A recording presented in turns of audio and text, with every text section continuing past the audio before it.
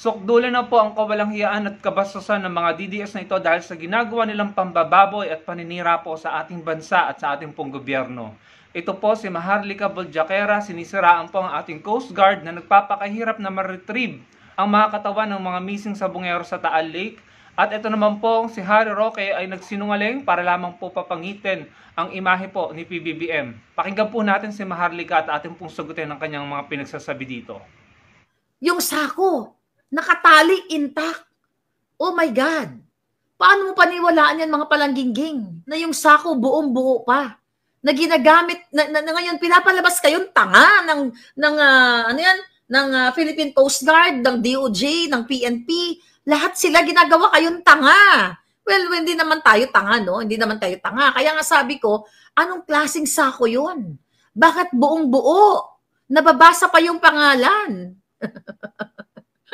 Anong kredibilidad ang meron itong Philippine Coast Guard, mga darling?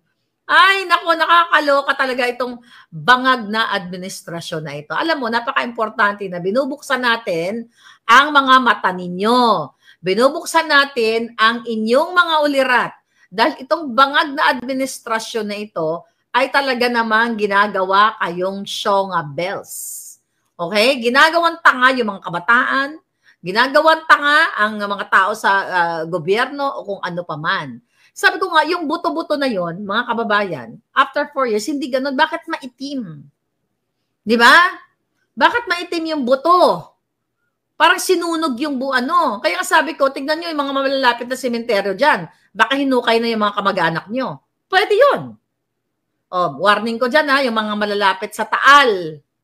Bisitahin ninyo ang inyong mga namatay na mga kamag-anak.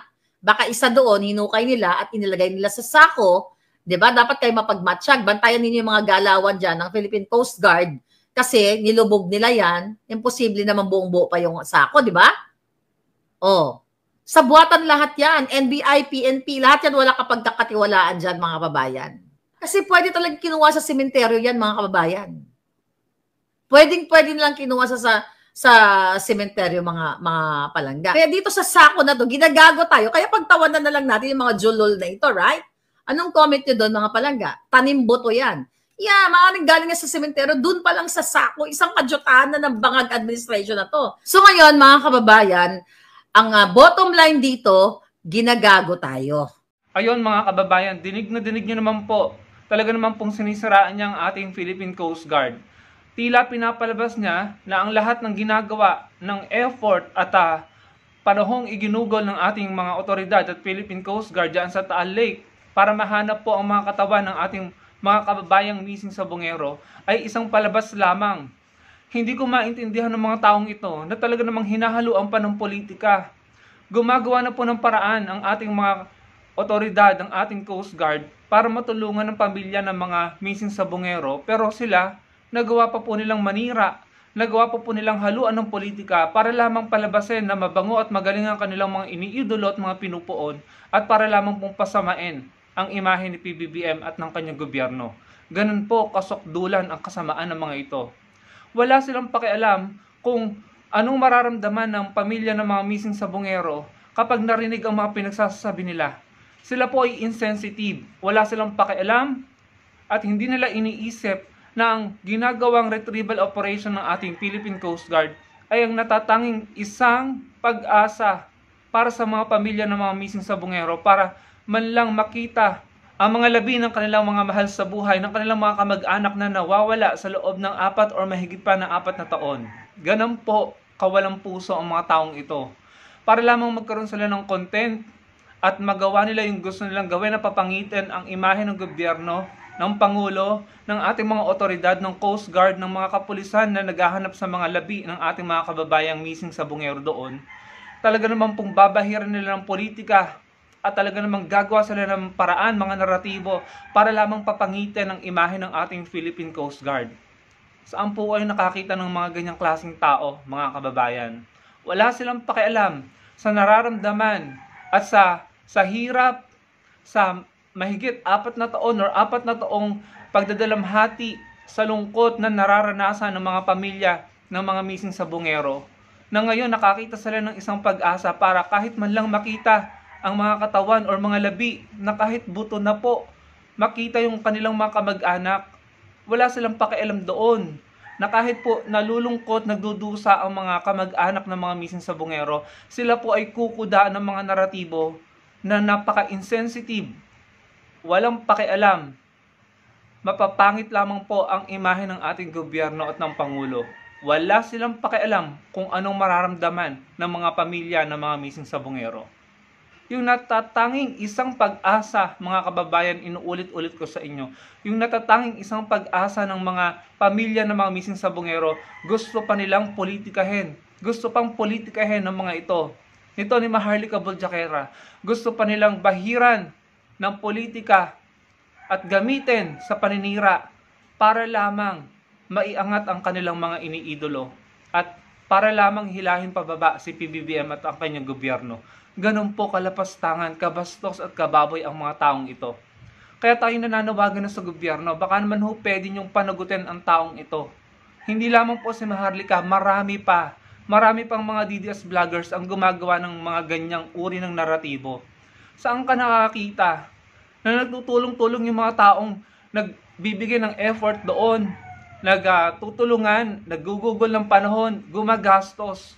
Hindi lamang Coast Guard, ang DOJ, ang mga local doon, ang mga, siguro may mga barangay tanod, at may mga volunteers doon na tumutulong para mahanap yung mga katawan ng mga missing sabongero. Pero baliwala sa kanila. Dito kay Maharlika, baliwala lahat yung mga effort na yan, baliwala sa kanila. Wala silang pakialam sa mga nagpapakapagod, nagpapakahirap. Makapanira lamang po si Maharlika Boljaquera.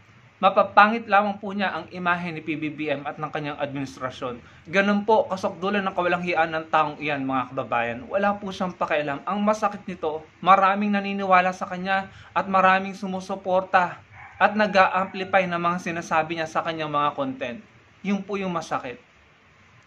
Walang pakundangan sa pamilya ng mga missing sabongero.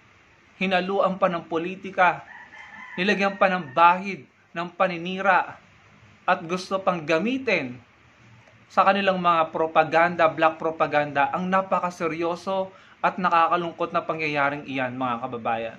Kaya sana ang Philippine Coast Guard ay umaksyon at magsampa ng kaso sa taong iyan kay Maharlika Boljaquera dahil sila ang nagpapakahirap pero sila pa ang pinagmumukhang masama at pinagmumukhang gawa-gawa lamang at palabas lamang ang kanilang ginagawang effort doon sa Taal Lake.